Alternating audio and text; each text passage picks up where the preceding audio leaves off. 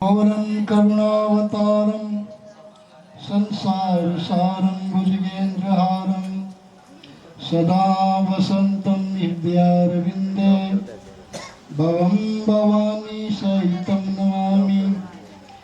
लोकाभिरामं मरणरङ्गधीरं राजीवनेत्रं रघुवंशनाथं कारुण्यरूपं करुणाकरन्तं श्रीरामचन्द्रं शरणं प्रपद्ये। मनोजवं मारुततुल्यवेगं जितेन्द्रियं बुद्धिमतां वरिष्ठं वातात्मजं वानरयूथमुख्यं श्रीरामदूतं शरणं प्रपद्ये। बोलो हनुमान जी महाराज की।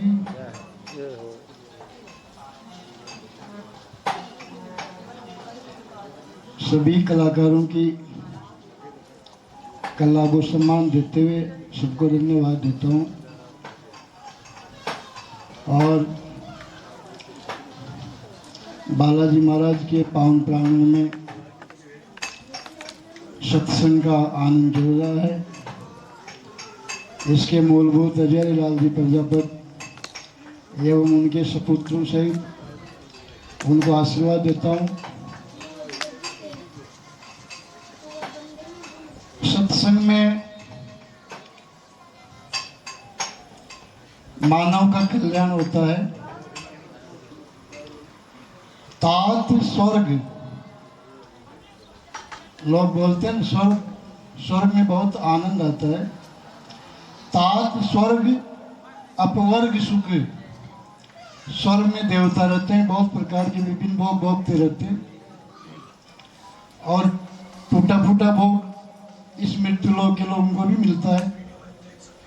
लेकिन कोई सादे रहते हैं, कोई असादे रहते हैं, कोई बीमार रहते हैं, कोई दुखी रहते हैं, फिर भी उनका गाढ़ा चलता रहता है। तो ये दो प्रकार के सुख बताए हैं। तात स्वर्ग, स्वर्ग यानी देवताओं का सुख, अपवर्ग यानी मृत्युलोक का सुख। तात स्वर्ग अपवर्ग सुख, दरिये तुला एक अंग। ताकड़ी में दो पलड़े होते हैं तराजू में। तो स्वर्ग के सुख को और इस मृत्युलोक के सुख को बटोर करके, भेड़ा करके, एक जगह एकत्रित करके ताकड़ी के पलड़े में धर दो। तात स्वर्ग अपवर्ग सुख, दरिये तुला एक अंग, तूलन ताई सकल मिले, जो सुख लव सत्संग।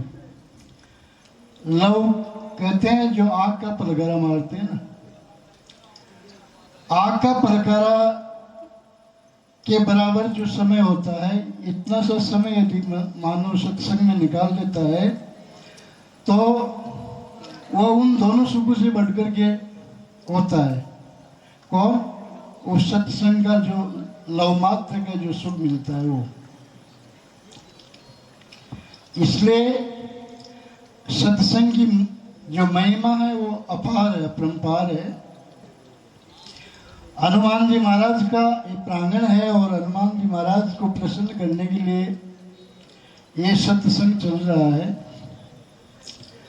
हनुमान जी महाराज जब 100 योजन के समुद्र को पार करके लंका में पहुंचे, मेरे पिछले 2-3 दिनों से जुकाम लग रहा है, इसलिए गला थोड़ा दबा हुआ है।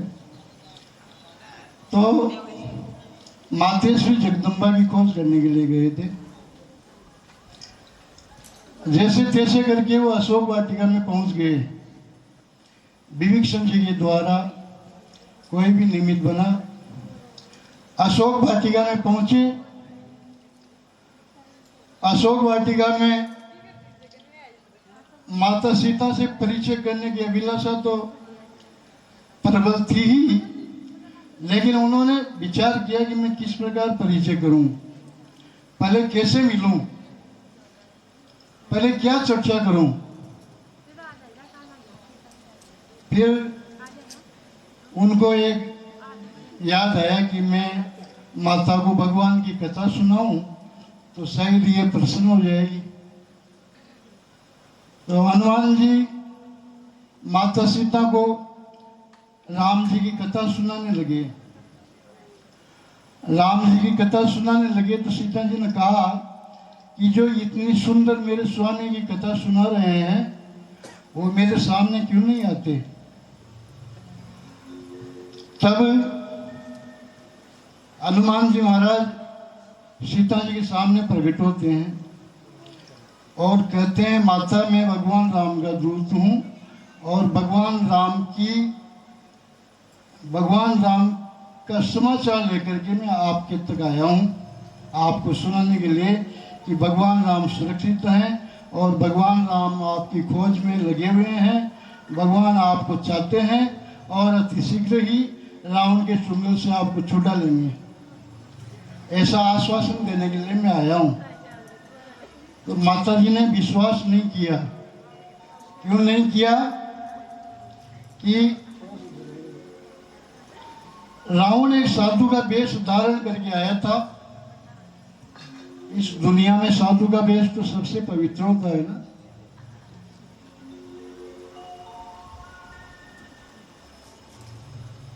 यदि भीख मांगने वाला भी राता पीला कपड़ा पहन लेता है तो उस पर लोग विश्वास कर लेते हैं, क्योंकि ये चौड़ा ये वेश इतना पवित्र है।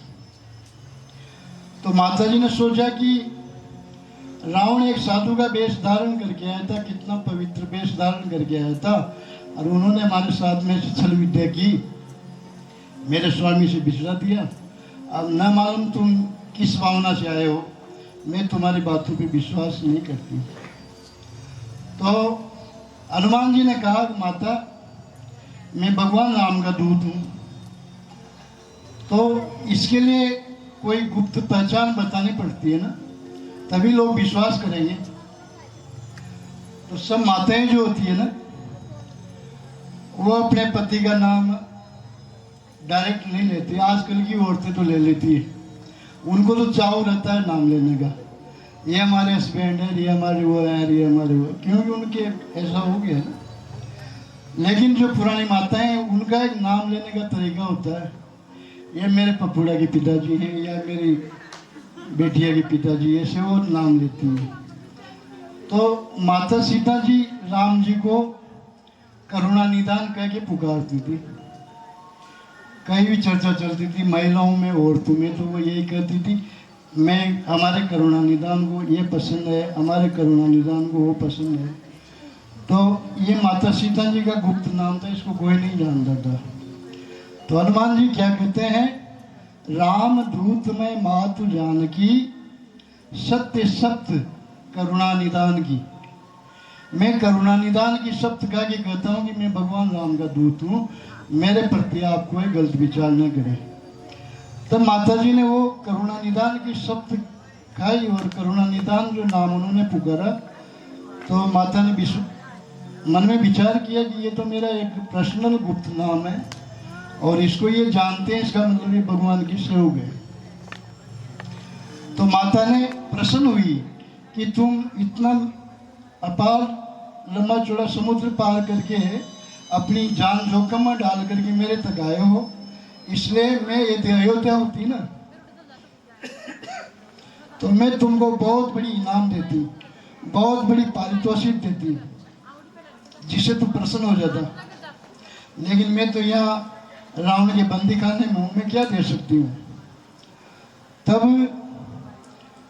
फिर भी कहा गया है, पुत्र हनुमान मैं अष्ट सिद्धि और नवनिधि की दायित्री देवी हूं, इसलिए मैं ये तो सदा मेरे गुणों में निवास करते हैं, तो मैं अष्ट सिद्धि और नवनिधि तेरे को प्रदान करती हूँ। अष्ट सिद्धि नवनिधि सुत हूं, तुम्हारे अंदर अष्ट सिद्धि और नवनिधि निवास करें। तो हनुमान जी को उसमें अष्ट सिद्धि और नवनिधि से ये सारा संसार चलता है, इसमें समान है, समाई हुई है अष्ट सिद्धि और नवनिधि। तो हनुमान जी के कोई फर्क नहीं पड़ा। अब यदि एक कोई गांव का सरपंच बन जाता है, उसी में वो उसके लिए गांव की सड़कें, गांव के रोड छोटे हो जाते हैं। तो हनुमान जी को इतना बड़ा आशीर्वाद दे दिया माता जी ने, फिर भी हनुमान जी को कोई फर्क नहीं पड़ा। अष्ट सिद्धि नवनिधि जिसे संसार चलता है उसका मालिक हनुमान जी को बना दिया, लेकिन हनुमान जी को कोई फर्क नहीं पड़ा। क्यों? उनको अहंकार ने प्रवेश नहीं किया ना। फिर माता जी ने विचार किया कि शायद मैंने जो ये अष्ट सिद्धि और नवनिधि का आशीर्वाद इसको दिया है, इस जो कार्य इसने किया ना, उस कार्य का बदला इससे पूर्ति नहीं हुई। जो मैंने आशीर्वाद दिया ये कम है, इसलिए मैं इसको थोड़ा आशीर्वाद और दे दूं। क्या? अजर अमर गुण निधि सुत होऊं। अजर कहते हैं जिसके कभी बुढ़ापा नहीं आवे, और अमर का मतलब तो जानते हैं, कभी मरे नहीं। तो अजर अमर गुण निधि सुत होऊं। माता जी ने पहले तो कह दिया अष्ट सिद्धि नवनिधि के दाता, और फिर कहा अजर अमर गुण निधि सुत होऊं। ए पुत्र, तुम सदा अजर हो जाओ, कभी बूढ़े नहीं होंगे, और अमर हो जाओ, तुम कभी मरोगे नहीं। लेकिन हनुमान जी को कोई फर्क नहीं पड़ा। माता जी ने कहा कि ये तो आज लोग अमर तो अजर तो कोई होता ही नहीं है, बुढ़ापा तो सबके आता है, लेकिन फिर भी ऐसी खोज में रहते हैं कि मेरे बुढ़ापा थोड़ा लेट आवे। ऐसी खोज करते हैं रहते हैं, कोई दवाई खा लेते हैं, कोई दूध पी लेते हैं, कोई मलाई खा लेते हैं, कोई घी खाते हैं कि बुढ़ापा थोड़ा देरी से आवे। आता तो सबको है। माता सीता जी ने तो किसी को आशीर्वाद दिया नहीं हनुमान जी के अलावा। तो हनुमान जी महाराज को इतना बड़ा आशीर्वाद मिला कि कभी तुम बूढ़े होंगे ही नहीं, तो ही उनको कोई फर्क नहीं पड़ा। और अमर हो जाओगे। अपने तो इस मृत्यु लोक में कोई अमर होता ही नहीं, और यदि किसी को अमर होने का आशीर्वाद मिल जाओ तो फिर उसकी तो बात ही क्या है। तो मतलब कहने का मतलब इतना आशीर्वाद देते हुए भी फिर माता जी ने कहा कि मेरे पास तो इनसे बढ़कर के कोई वस्तु है नहीं जो मैं हनुमान जी को प्रसन्न करूं। तो हनुमान जी ने कहा कि अजर अमर गुण निधि सुत होऊं, कराऊं बहुत रघु नायक छोहूं। ए पुत्र, तेरे ऊपर भगवान राम इतना प्यार करेंगे, इतना प्रेम करेंगे कि दुनिया में किसी के ऊपर नहीं किया होगा। तब हनुमान जी नाचने लग गए। कहा कि माता, मुझको तो यही चाहिए, भगवान राम की मेरे ऊपर कृपा दृष्टि बनी रहे, मुझे यही चाहिए, और मेरे को अजर अमर गुण निधि ये सब मुझे नहीं चाहिए। इसलिए हनुमान जी महाराज के पावन प्रांगण और यहाँ सत्संग जैसी अमर कथा चल रही है। और माता और बहनों को मैं एक विशेष सूचना देता हूँ कि मैं कई सत्संगों में जाता हूँ, तो जो यहाँ देखने को मिला वो हर एक सत्संग में देखने को मिलता है। कई कलश यात्राएं निकालते हैं तो वहाँ क्या 10-20 माताओं का सिर हिलने लग जाता है। ये अच्छी बात नहीं है। किसी के देवता आ जाता है, किसी को गुरुजी आ जाता है, किसी को क्या आ जाता है। ये क्यों आता है कि जब हमारा शरीर 3-4 दिन के लिए अशुद्ध होता है, और फिर भी हम खेत माल में, जंगल में, इधर उधर अच्छी बुरी जगह पे दौड़ती रहती हैं, कोई भेड़ बकरियों के पीछे, कोई किनके पीछे, कोई खेत में, कोई कुएं पे। तो उस समय ये जो गलत शक्तियां होती है, ये उनका अशुद्ध शरीर देख करके उनके अंदर प्रवेश कर जाती है, फिर ये उनको हमेशा दुख देती रहती है। इसलिए माता बहनों को उस समय ऐसे बाहर नहीं जाना चाहिए, अपने घर पे ही रहना चाहिए। अशुद्ध जगह पे या बाहर किसी भी देवी देवता के स्थान पे कहीं भी नहीं जाना चाहिए, उसका पालन करना चाहिए। और जिस परिवार ने ये सत्संग रखा, मैं भी उसी परिवार में जन्मा, और 1986 में 16 वर्ष की आयु अवस्था के अंदर, बाल्यावस्था के अंदर मैंने 8वीं कक्षा तक पढ़ाई करके और 1986 में गृह त्याग कर दिया। मित्रों, साधु बनता है तो लोग कई प्रकार के लपेट के, घसेट के, पेट के और ठेठ के दो बात आता है। भगवान शिव रामायण जी में कहते हैं और माता पार्वती को सुनाते हैं। वो कहते हैं सो कुल धन्य उमा सुनो, जगत पूज्य सुपुनीत, श्री रघुबीर परायण जय नर उपज विनीत। ए भवानी, वही कुल पवित्र है। कोई कहे कि हम अमुक जाति के हैं, कोई कहे कि हम फलानी जाति के हैं, कोई उच्च वर्ण का है, लेकिन एक साधारण वर्ण वाले जिनको हम छोटा वर्ण कहते हैं, वो जहाँ खाता है उसी होटल में बैठ के वो भी खा रहा है, वो जहाँ चल रहा है वहाँ वो भी चल रहा है, वो जहाँ बैठता है वहाँ वो भी बैठ रहा है, वो जैसा पीता है वैसा वो भी पी रहा है। तो फिर फर्क क्या रहा है? अरे हम क्या हैं इसका?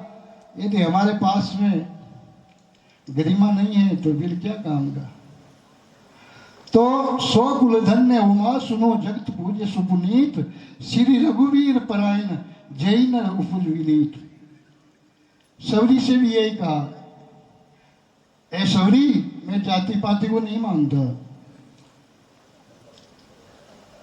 मैं तो भगवान ने विदुर के घर विदुरानी की आज से वो इतनी भावुक हो गई कि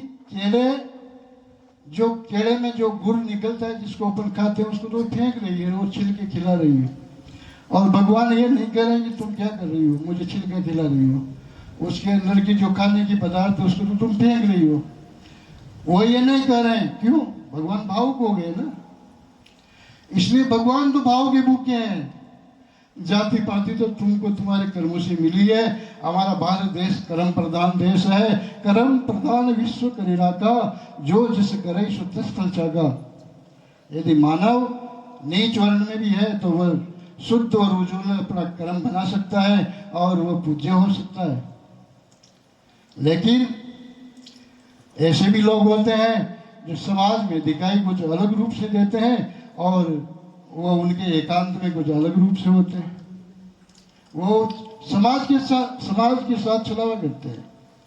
इसलिए मैं यही कहना चाहता हूँ कि मैं इसी बाणा गोत्र के अंदर जन्मा, और जो ये यहाँ पे जो बाणा परिवार है, इनमें हमारी पीढ़ी में भी कोई ज़्यादा अंत नहीं, तीन या चौथी पीढ़ी है। तो कहते हैं, शास्त्र कहते हैं कि जो कोई कुल के अंदर सच्चा साधु बन जाता है, अब सच्चा साधु का मतलब यही होता है सबके ममता त्याग बटोरी, और मम पद मन ही बान पर डोरी। कोई साधु बन करके भी चिपका लेता है, ये हमारा परिवार का, आओ हमारे यहाँ आ जाओ। जिस मंदिर पे वो साधु रहता है, दो चार उसके भाई भतीजे वहाँ सेवा करते रहते हैं, उसके काका चाचा आते रहते हैं। ये साधु का काम नहीं है। सबके ममता त्याग बटोरी, जहाँ तक भी संसार में ममताएं हैं उनको त्यागना ही साधु का कर्तव्य होता है। तो सबके ममता त्याग बटोरी, मम पद मनी मान बर डोरी, समदर्शी इच्छा कचुनाई। जिसको मांगी भी कोई राम राम करे तो भी ठीक, और कोई नहीं करे तो भी ठीक है। साधु का जीवन तो अलौकिक होता है। तो मतलब जो सच्चा साधु होता है उसके पीछे उसकी 21 पीढ़ी तरती है। भगवान ने श्रीमद् भागवत में कहा है प्रहलाद से, ये प्रहलाद कौन था? वो तो राक्षस कुल में जन्मा था ना। प्रहलाद तो राक्षस कुल में था, हिरण्यकश्यप का पुत्र था। ये प्रहलाद किसी भी कुल में यदि कोई सच्चा साधु होता है, मेरा सच्चा भक्त होता है, तो उसकी 21 पीढ़ी को तारता है। अब 21 पीढ़ी तक के जो उसके पूर्वज भी यदि स्वर्ग में होते हैं तो वो भी वहाँ नाचने लग जाते हैं कि शायद ये हमको तार लेगा। तो साधु की कोई जाति, कोई समाज, ये सब नहीं होता है। लेकिन ये शास्त्र में है कि जिस कुल के अंदर वो जन्म लेकर के ईश्वर का भजन करने के लिए वो निकल जाता है, तो पीछे उस कुल के 21 पीढ़ी तक के लोग उसके प्रभाव से तर जाते हैं, ऐसा शास्त्र कहते हैं। तो मैं ऐसी पावन मेला जो पावन अवसर चल रहा है, इसमें ज़्यादा समय नहीं लूँगा क्योंकि मेरा सर्दी जुकाम के हिसाब से थोड़ा गला और कंठ भी सूख रहा है। तो आप सभी भक्त लोगों को आशीर्वाद देते हुए और इन सब कलाकारों का सम्मान करते हुए, हनुमान जी महाराज को नमन करते हुए मेरी वाणी को विश्राम देता हूँ और आगे सत्संग का अपने सब लाभ लेवें। जय श्री राम, जय हनुमान जी महाराज की जय।